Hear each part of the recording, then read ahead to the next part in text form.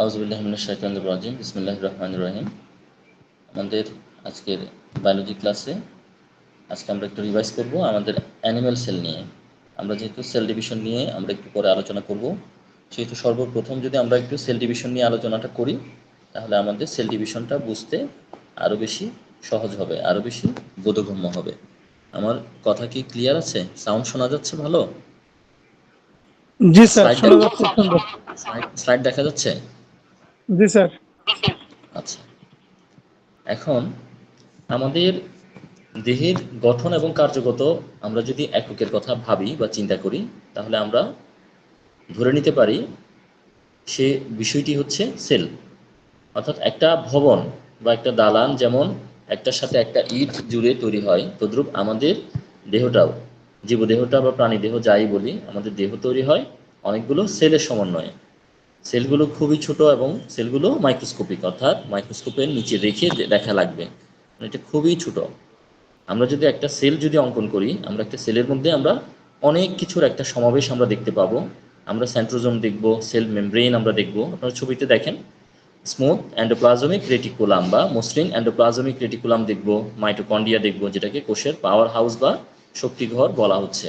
আমরা ভ্যাকিউল দেখব, আমরা গলজি অ্যাপারেটাস বা গলজি বস্তু দেখব, এবং আমরা রাফ এন্ডোপ্লাজমিক রেটিকুলাম বা খসখসে অমসৃণ এন্ডোপ্লাজমিক রেটিকুলাম আমরা দেখতে পাবো, রাইবোজোম দেখতে পাবো, সাইটোপ্লাজম দেখতে পাবো, লাইসোজোম দেখতে পাবো, যেটাকে কোষের আত্মঘাতী থলিকা বলা হয়। এটা অনেক সময় বিস্ফোরিত হয় এবং কোষ ধ্বংস হয়ে যায়। এরপর আমরা কোষের ভিতরে নিউক্লিয়াস দেখতে পাবো, নিউক্লিয়াসের ভিতরে আমরা নিউক্লিওলাস, এবং এর বাইরের দিকে আমরা দেখতে পাবো নিউক্লিয়ার মেমব্রেন। তাহলে একটা কোষে আমরা বহু রকম আমরা কোষীয় অঙ্গাণু আমরা দেখতে পাচ্ছি। এখানে একই বিষয় দেখানো হচ্ছে। এখানে mitochondria, vacuole, cytoplasm, Golgi complex, vesicle, lysosome, এরপর হলো centrioles, plasma membrane, endoplasmic reticulum বা সংক্ষেপে ইআর, রাইবোজোম, মাইক্রোটিউবিউলস, নিউক্লিয়াস, এগুলো। এখানেও একই বিষয়, সেলের বিষয়গুলো আমরা যতবার পড়ব, যত বেশি পড়ব তত বেশি আমাদের মনে থাকবে, আমরা যত শুনবো তত বেশি আমাদের মনে থাকবে। অ্যানিমেল সেলে আমরা কি কি দেখতে পাচ্ছি? সেল মেমব্রেন, এরপর দেখতে পাচ্ছি nucleus, nucleolus, ribosome, cytoplasm, lysosome, Golgi body, secretory vesicle, centrosomes, mitochondria, endoplasmic reticulum, এই বিষয়গুলো আমরা দেখি। তাহলে আমরা একটা আদর্শ প্রাণীকোষের মধ্যে আমরা দেখি nucleolus, nucleus, ribosome, vesicle, rough endoplasmic reticulum, Golgi apparatus বা Golgi body, cytoskeleton, smooth endoplasmic reticulum, mitochondrion, vacuole, cytosol, যেটাকে বলা হচ্ছে fluid that contains organelles comprising the. তাহলে এই গেল সেলের গঠন।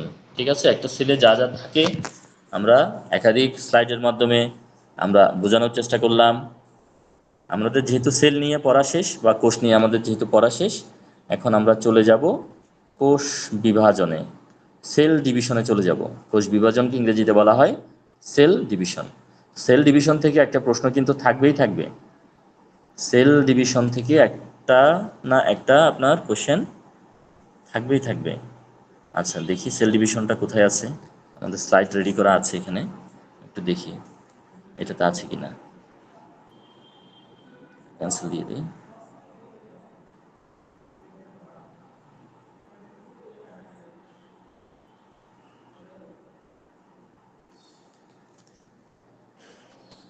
আচ্ছা, এখান থেকে দেখি সেল ডিভিশন এখানে।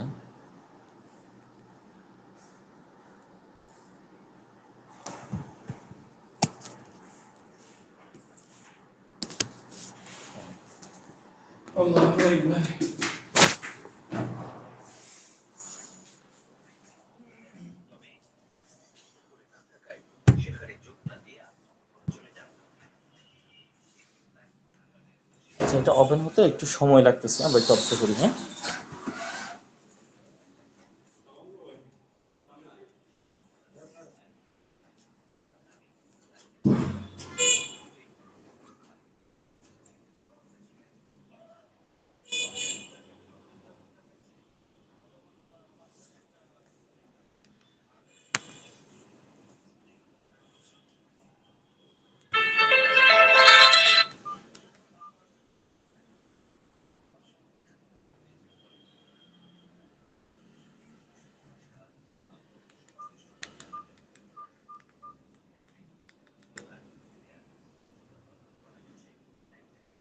আচ্ছা, এখানে নেট আর একটু ফাস্ট লাগবে, এটা আপলোড হচ্ছে না, আপলোড করা যাচ্ছে না।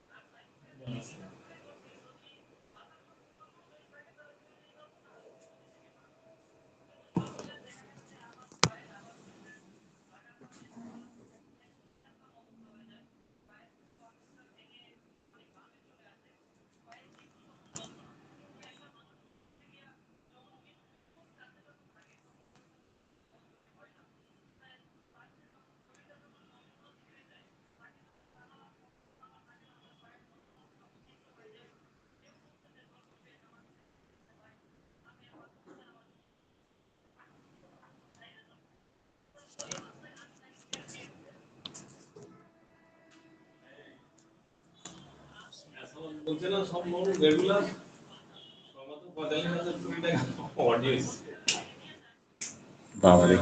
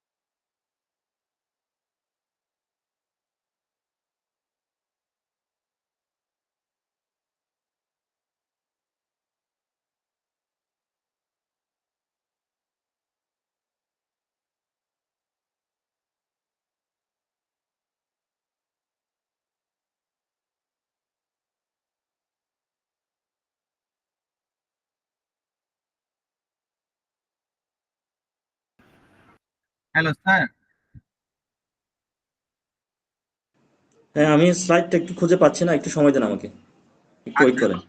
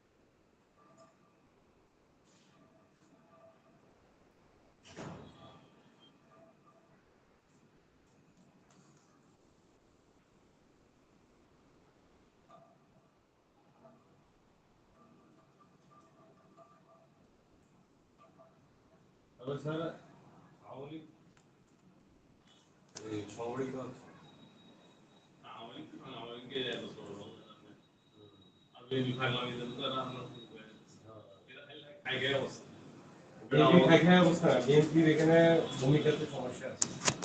বিএনপি চাইতেছে যে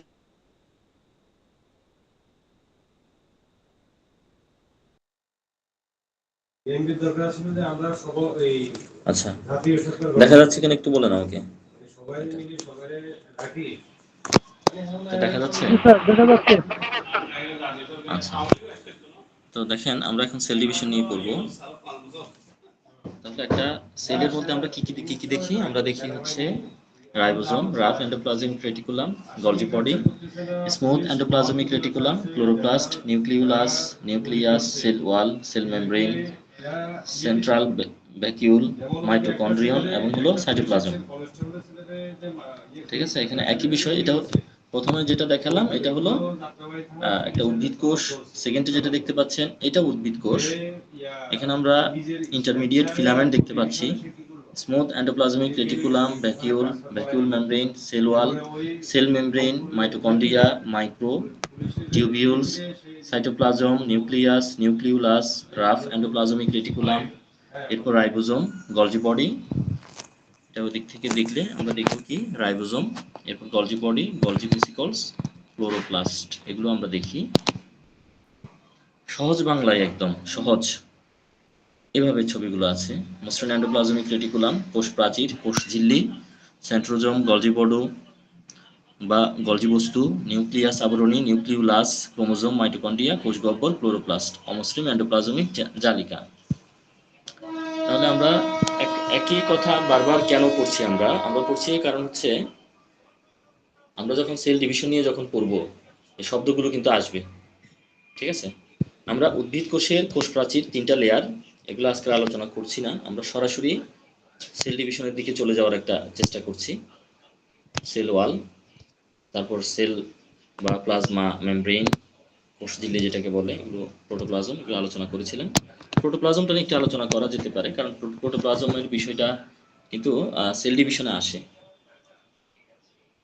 কোষের কোষ প্রাচীর এবং কোষ যে ঝিল্লি আছে, ঝিল্লি দ্বারা ঘিরে থাকা কোষের ভিতরে যে স্বচ্ছ ঘন জেলির মতো পদার্থ আমরা দেখি, সেটাকে বলা হবে প্রোটোপ্লাজম। প্রোটোপ্লাজমের মধ্যে 2টা অংশ থাকে, একটা থাকে নিউক্লিয়াস আর একটা থাকে সাইটোপ্লাজম।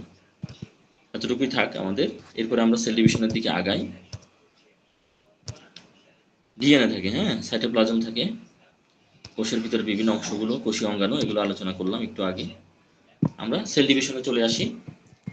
সেল ডিভিশনটা কি? সেল ডিভিশন মানে হলো কোষ বিভাজন, অর্থাৎ কোন একটা কোষ বিভাজিত হয়ে যদি একাধিক কোষে পরিণত হয়, অর্থাৎ একটি মাতৃকোষ যদি বিভাজিত হয়ে 2টি অপত্য কোষে রূপান্তর হয়, তখন সেটাকে বলা হয় কোষ বিভাজন বা সেল ডিভিশন। অর্থাৎ একটা মাদার সেল যদি ডিভাইডেড হয়ে নতুনভাবে 2টা ডটার সেল তৈরি করে, তখন সেটাকে বলা হবে কোষ বিভাজন। আচ্ছা, এরপরে দেখেন তাহলে কোষ বিভাজন বলতে আসলে আমরা কি বুঝি? এখানে সহজ ভাষায় বলা হচ্ছে cell division is a crucial biological process for the creation of daughter cell from parent cell aimed at growth, development, reproduction। অর্থাৎ বৃদ্ধি এবং হচ্ছে কি প্রজননের জন্য মাই প্যারেন্ট সেল থেকে ডটার সেলের যে জন্ম এবং যে বায়োলজিক্যাল প্রসেসের মাধ্যমে জন্ম, সেটাকে বলা হচ্ছে সেল ডিভিশন। তাহলে দেখেন একটা সেল আস্তে আস্তে 2 ভাগে বিভক্ত হয়ে 2টি নতুন অপত্য কোষে পরিণত হয়। কোষ বিভাজন হচ্ছে একটা মৌলিক এবং অত্যাবশ্যকীয় প্রক্রিয়া, যেটা দ্বারা জীবের দৈহিক বৃদ্ধি ঘটে। মানে একটা ছোট বাচ্চাটা যখন আস্তে আস্তে বড় হচ্ছে, দেখবেন শারীরিকভাবে আকার আকৃতিতে বড় হচ্ছে। এই যে দৈহিক বৃদ্ধি ঘটলো, কেন ঘটলো? কারণ সেল ডিভিশন ঘটেছে। এই সেল ডিভিশনের কারণেই কিন্তু কোষের বিভাজন হয়েছে। আমরা সেল ডিভিশনের 3 ধরনের আমরা প্রকারভেদ আমরা দেখি। একটা হলো অ্যামাইটোসিস, একটা মাইটোসিস, আর একটা হলো মিওসিস। অ্যামাইটোসিসটা কি আসলে? অ্যামাইটোসিসটা হচ্ছে একটা কোষ বিভাজিত হয়ে যদি 2টা কোষে পরিণত হয়। বিশেষ করে এই যে ঘটনাটা ঘটে নিম্ন শ্রেণীর বিভিন্ন জীব, যেমন ব্যাকটেরিয়া, অ্যামিবা, এককোষী যে প্রাণীগুলো, এগুলোর মধ্যে ঘটে। এটাকে বার্ডিং ফিশন বা দ্বিবিভাজনও বলা হয়। অর্থাৎ আমরা এভাবে বলতে পারি যে কোষ বিভাজন প্রক্রিয়ায় একটি মাতৃকোষের নিউক্লিয়াসের সাইটোপ্লাজম কোনো জটিল মাধ্যমিক পর্যায় ছাড়াই সরাসরি বিভক্ত হয়ে 2টি অপত্য কোষের সৃষ্টি করে, তাকে অ্যামাইটোসিস বলে। দেখেন এখানে একটা কোষ কিভাবে আস্তে আস্তে 2 ভাগে বিভক্ত হয়ে যাচ্ছে। প্রথম কোষটাকে বলা হচ্ছে মাতৃকোষ। মাঝে আস্তে আস্তে খাস তৈরি হচ্ছে, মাঝের দিকটা কি যাচ্ছে এখানে সংকুচিত হয়ে যাচ্ছে এবং একটা খাস তৈরি হচ্ছে, এবং নিউক্লিয়াস আস্তে আস্তে বিভাজিত হয়ে দুই ভাগ হয়ে দুটি পৃথক অংশে চলে যাচ্ছে এবং দুটি অংশ সম্পূর্ণভাবে বিভাজিত হয়ে দুটি অপত্য কোষের জন্ম হচ্ছে। তাহলে এটা গেল অ্যামাইটোসিস প্রক্রিয়া। এখন আমরা দেখব মাইটোসিস প্রক্রিয়ায় সেল ডিভিশন কিভাবে হয়। মাইটোসিস প্রক্রিয়ার এখানে অনেকগুলো ধাপ দেখানো হয়েছে: interface, prophase, prometaphase, metaphase, anaphase এবং টেলোফেজ অ্যান্ড সাইটোকাইনেসিস। মাইটোসিস কোষ বিভাজনটা আসলে কি? যে জটিল ও ধারাবাহিক প্রক্রিয়ায় জীবের মাতৃকোষ প্রথমে নিউক্লিয়াস ও পরে সাইটোপ্লাজম বিভাজনের মাধ্যমে সম আকৃতির ও সমগুণ সম্পন্ন দুইটি অপত্য কোষের সৃষ্টি করে তাকে মাইটোসিস কোষ বিভাজন বলে। অর্থাৎ এখানে প্যারেন্ট সেল বা মাদার সেল ঠিক যে ধরনের বৈশিষ্ট্য থাকে, যে ধরনের আকৃতি থাকে, যে ডটার সেলগুলো তৈরি হবে বা যে অপত্য কোষগুলো তৈরি হবে মাদার সেল বিভাজিত হয়ে, সেই তৈরি হওয়া নতুন ডটার সেলগুলো একই আকৃতির হবে এবং একই গুণ সম্পন্ন হবে। তাহলে এই যে কোষ বিভাজন, এটিকে বলা হচ্ছে মাইটোসিস। এখানে ক্রোমোজোম দুটি নতুন নিউক্লিয়াসে বিভক্ত হবে। এখানে বলা হচ্ছে মাইটোসিস দ্বারা কোষ বিভাজন জিনগতভাবে সমবৈশিষ্ট্য সম্পন্ন অভিন্ন কোষের জন্ম দেয়, যেখানে ক্রোমোজোমের মোট সংখ্যা বজায় থাকে। এরপর আমরা দেখব ক্যারিওকাইনোসিস। মাইটোসিস কোষ বিভাজন প্রক্রিয়ায় নিউক্লিয়াসের যে বিভাজন ঘটে, অর্থাৎ মাইটোসিস কোষ বিভাজনের সময় কোষের ভিতরে থাকা নিউক্লিয়াসটার যখন বিভাজিত হয়, সে ঘটনাটাকে বলা হয় ক্যারিওকাইনেসিস। ক্যারিওকাইনেসিসের ফলে নিউক্লিয়াসটি সমান দুইটা অংশে বিভাজিত হয়ে সমগুণসম্পন্ন অপত্য কোষ গঠন করে।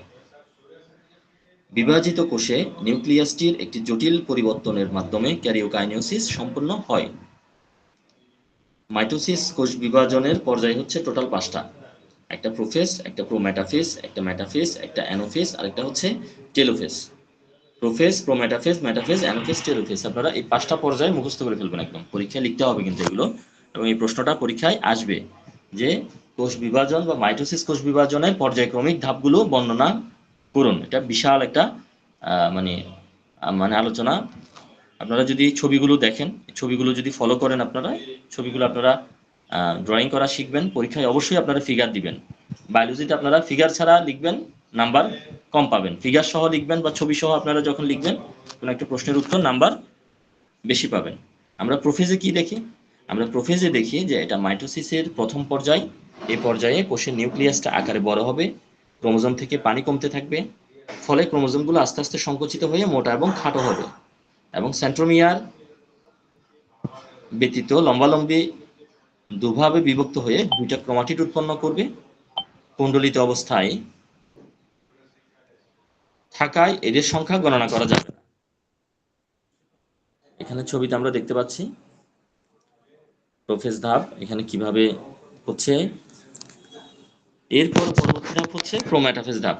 এখানে কি হবে?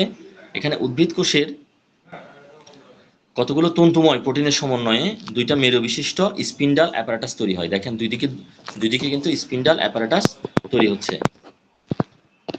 এভাবে স্পিন্ডাল অ্যাপারাটাস বা স্পিন্ডল যন্ত্র বলা হয় সহজ বাংলায় এটাকে। স্পিন্ডল যন্ত্রের দুই মেরুর মধ্যবর্তী যে স্থান, সেটাকে বলা হচ্ছে ইকুয়েটর। ইকুয়েটর বলা হচ্ছে। এবং কোষ কঙ্কালের মাইক্রোটিউবিউল দিয়ে তৈরি স্পিন্ডল যন্ত্রের তন্তুগুলো এক মেরু থেকে অপর মেরু পর্যন্ত বিস্তৃত, এদেরকে স্পিন্ডল তন্তু বলা হয়। এখানে এইভাবে অনেকটা দুই দিকে দেখেন অ্যাস্টার মাইক্রোটিউবিউলস আমরা দেখতে পাচ্ছি, এবং কিনেটোকোর মাইক্রোটিউবিউল আমরা দেখতে পাচ্ছি। এখানে পোলার মাইক্রোটিউবিউলস আমরা দেখতে পাচ্ছি কিভাবে টানটা তৈরি হচ্ছে বা টেনশনটা তৈরি হচ্ছে এখানে দুই প্রান্ত থেকে। হ্যাঁ, মাইটোটিক অ্যাপারেটাসের এখানে একটা ছবি আমরা দেখানোর চেষ্টা করলাম। এ পর্যায়ে সেন্ট্রোমিয়ারের ক্রোমোজোমের সেন্ট্রোমিয়ার স্পিন্ডল যন্ত্রের কিছু তন্তুর সাথে সংযুক্ত হয়। এই তন্তুগুলোকে আকর্ষণ তন্তু বা ট্র্যাকশন ফাইবার বলা হয়। ক্রোমোজোমের সাথে এই তন্তুগুলো সংযুক্ত বলে এদের ক্রোমোজোমাল তন্তুও বলা হয়। ক্রোমোজোমগুলো এই সময় বিষুবীয় অঞ্চলে বিন্যস্ত হতে থাকে, অর্থাৎ মাঝামাঝি দেখেন একদম ঠিক মাঝামাঝি ক্রোমোজোমগুলো চলে আসছে, এটাকে বলা হয় বিষুবীয় অঞ্চল। পৃথিবীর যে মধ্যবর্তী এলাকা, এটাকে বিষুবীয় এলাকা বলা হয়। আর বিষুবীয় অঞ্চলে ক্রোমোজোমগুলো আস্তে আস্তে জমা হতে থাকে। কোষের নিউক্লিয়াসের নিউক্লিয়ার মেমব্রেন এবং নিউক্লিওলাস এ সময় বিলুপ্তি ঘটে। প্রাণীকোষে স্পিন্ডল যন্ত্র সৃষ্টি ছাড়াও পূর্বে বিভক্ত সেন্ট্রিওল দুটি দুই মেরুতে অবস্থান করে এবং সেন্ট্রিওল দুটি চারদিক থেকে রশ্মি বিচ্ছুরিত হয়, একে অ্যাস্টার রে বলে। তাহলে এভাবেই আমাদের আরেকটা ধাপ কিন্তু কি হয়, শেষ হয়। আচ্ছা,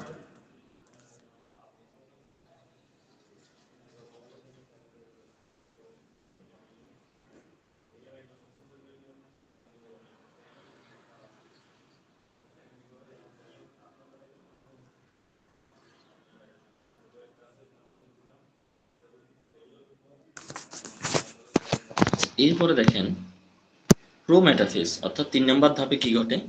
তৃতীয় ধাপে আমরা দেখি, আচ্ছা এটা প্রোফেজ প্রোমেটাফেজ দুইটা ধাপ গেল, তৃতীয় ধাপ হচ্ছে মেটাফেজ। এখানে প্রথমেই ক্রোমোজোম স্পিন্ডল যন্ত্রের বিষুবীয় অঞ্চলে অর্থাৎ দুই মেরুর মাঝখানে অবস্থান করে। প্রতিটি ক্রোমোজোমের সেন্ট্রোমিয়ার বিষুবীয় অঞ্চলে এবং বাহু দুটি মেরুমুখী হয়ে অবস্থান করে। বাহু দুটো বাহু থাকে, এখানে মাঝখানে থাকে সেন্ট্রোমিয়ার আর কি, এটা হলো সেন্ট্রোজোমের একটা ছবি। প্রতিটি ক্রোমোজোমের সেন্ট্রোমিয়ার বিষুবীয় অঞ্চলে এবং বাহু দুটি মেরুমুখী হয়ে অবস্থান করে। এই পর্যায়ে ক্রোমোজোমগুলো সবচেয়ে মোটা এবং খাটো হয়। এখানে দেখেন ক্রোমোজোমের আবার চারটা ধরন আছে, একটা টেলোসেন্ট্রিক, একটা অ্যাক্রোসেন্ট্রিক, একটা সাবমেটাসেন্ট্রিক, আর একটা হলো মেটাসেন্ট্রিক। প্রতিটি ক্রোমোজোমের ক্রোমাটিড দুটির আকর্ষণ কমে যায় এবং বিকর্ষণ শুরু হয়। এবং এই পর্যায়ে শেষ দিকে সেন্ট্রোমিয়ারের বিভাজন শুরু হয়। নিউক্লিয়ার মেমব্রেন এবং নিউক্লিওলাসের সম্পূর্ণ বিলুপ্তি ঘটে। দেখেন ঠিক কিভাবে মাঝামাঝি চলে আসছে এগুলো, এবং বাহুগুলো দেখেন মেরুমুখী হয়ে আছে এখানে। তাহলে মেটাফেজ গেল। মেটাফেজের পরে আমাদের চতুর্থ ধাপ অ্যানাফেজ ধাপ। এখানে ক্রোমোজোমের সেন্ট্রোমিয়ার দুভাগে বিভক্ত হয়ে যায়, ফলে ক্রোমাটিড দুটি আলাদা হয়ে যায়। এই অবস্থায় প্রত্যেকটা ক্রোমাটিডকে অপত্য ক্রোমোজোম বলে এবং এতে একটি করে সেন্ট্রোমিয়ার থাকে। অপত্য ক্রোমোজোমগুলো বিষুবীয় অঞ্চল থেকে পরস্পর বিপরীত মেরুর দিকে সরে যেতে থাকে, অর্থাৎ ক্রোমোজোমগুলোর অর্ধেক এক মেরুর দিকে, বাকি অর্ধেক অন্য মেরুর দিকে অগ্রসর হতে থাকে। এই সময় এগুলো বি এল জে আই এর মতো আকার ধারণ করে। ভি আকৃতির হলে এটাকে বলা হয় সাবমেটাসেন্ট্রিক, এল আকৃতির হলে এটাকে বলা হয়, ভি আকৃতির হলে বলা হচ্ছে মেটাসেন্ট্রিক, এল আকৃতির হলে সাবমেটাসেন্ট্রিক, আই আকৃতির হলে কি টেলোসেন্ট্রিক, এবং আরেকটা হলো সাব এই জি আকৃতির হলে কি বলা হচ্ছে অ্যাক্রোসেন্ট্রিক। এখানে বিভিন্ন রকম আকৃতির ভিত্তিতে বিভিন্ন রকম এগুলোর নামকরণ করা হয়েছে। এই যে অ্যানাফেজ ধাপের দেখেন মাইক্রোস্কোপের নিচে নিলে কিন্তু এই ধরনের অনেকটা আমরা দেখি। আমরা মাইক্রোস্কোপ দিয়ে যদি বিশ্লেষণ করি বা আমরা যদি অ্যানালাইসিস করি, যদি আমাদের ল্যাবে দেখার সুযোগ থাকে, আমরা অনেকটা এইভাবে দেখবো। এই দেখেন এখানে কিভাবে অ্যানাফেজ ধাপ হচ্ছে। এখানে একটা ছবি আমি সংযুক্ত করেছি, এখানে বিভিন্ন ছবির মাধ্যমে বোঝানোর চেষ্টা করছি। আপনারা এই ধাপগুলো যখন আপনারা শিখবেন, অবশ্যই আপনারা ছবির সাথে মিলিয়ে মিলিয়ে পড়বেন, ছবির সাথে মিলিয়ে মিলিয়ে পড়বেন, এবং হচ্ছে ছবির সাথে মিলিয়ে পড়লে আপনাদের মনে রাখাও সুবিধা হবে, এবং পরীক্ষায় আপনারা ছবিটা যখন এঁকে এঁকে যখন আপনারা লিখবেন, তখন আপনারা খুব সহজভাবে কিন্তু উত্তরটা আপনারা সম্পূর্ণ করতে পারবেন। দেখেন এখানে আরো সহজভাবে দেখানো হয়েছে। এখানে অ্যানাফেজ ধাপের বিভিন্ন অ্যাঙ্গেল থেকে বা বিভিন্ন ভাবে বিভিন্ন ছবি এখানে সংযুক্ত করা হয়েছে। আমরা টেলোফেজ ধাপে যাব। এটা মাইটোসিসের একদম লাস্ট পর্যায়ে। প্রথম পর্যায়ে কি ছিল, প্রোফেজ, এরপর ছিল প্রোমেটাফেজ, এরপর মেটাফেজ, এরপর আমরা একটু আগে দেখলাম অ্যানাফেজ, এখন আমরা দেখছি টেলোফেজ। টেলোফেজ হচ্ছে কি, সেল ডিভিশনের একদম সর্বশেষ যে পর্যায়টা, সেটা হচ্ছে টেলোফেজ পর্যায়। তো এখানে প্রোফেজের ঘটনাগুলো পর্যায়ক্রমে বিপরীতভাবে ঘটে থাকে। ক্রোমোজোমগুলোতে পানি যোজন ঘটে, অর্থাৎ পানি আসে এবং সরু এবং লম্বা আকার ধারণ করে। একসময় এরা জড়িয়ে গিয়ে নিউক্লিয়ার যে রেটিকুলাম, একটা জড়ানো অবস্থা, সেটা গঠন করে। নিউক্লিওলাসের পুনরাবির্ভাব ঘটে। নিউক্লিয়ার রেটিকুলামকে ঘিরে পুনরায় নিউক্লিয়ার মেমব্রেনের সৃষ্টি হয়, ফলে দুই মেরুতে দুটি অপত্য নিউক্লিয়াস গঠিত হয়। স্পিন্ডল যন্ত্রের যে কাঠামোটা তৈরি হয়েছিল বিগত ধাপগুলোতে, সেগুলো ভেঙে পড়ে এবং তন্তুগুলো আস্তে আস্তে অদৃশ্য হয়ে যায়। টেলোফেজ পর্যায়ের শেষে বিষুবীয় তলে এন্ডোপ্লাজমিক জালিকার ক্ষুদ্র অংশগুলো জমা হয় এবং পরে এরা মিলিত হয়ে কোষ প্লেট গঠন করে। সাইটোপ্লাজমিক অঙ্গাণুগুলোর সমবন্টন ঘটে, ফলে দুইটি অপত্য কোষ বা ডটার সেলে সৃষ্টি হয়। আমরা যেভাবে দেখি টেলোফেজ ধাপ একদম সর্বশেষ ধাপে দুটি ডটার সেল আমরা দেখি। মাইটোসিসের গুরুত্বটাও কিন্তু পরীক্ষায় আসে অনেক সময়, যে মাইটোসিসের গুরুত্বটা বলেন। মাইটোসিসের গুরুত্ব কি, আমরা তো বহুকোষী জীব। আমাদের বাচ্চারা আস্তে আস্তে যখন বড় হয়, তখন অবশ্যই দেহে সেল ডিভিশন ঘটে।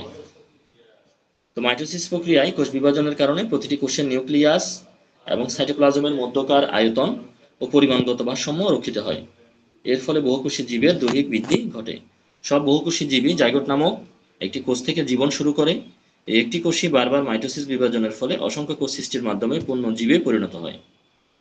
এবং মাইটোসিস তৈরি অপত্য কোষে ক্রোমোজোমের সংখ্যা গুণাগুণ একই রকম থাকায় জীবের দেহের বৃদ্ধি সুশৃঙ্খলভাবে হতে পারে। মাইটোসিস প্রক্রিয়ায় বংশবৃদ্ধি করে। মাইটোসিসের ফলে অঙ্গজ প্রজনন সাধিত হয় এবং জনন কোষের সংখ্যা বৃদ্ধিতে মাইটোসিস গুরুত্বপূর্ণ ভূমিকা পালন করে।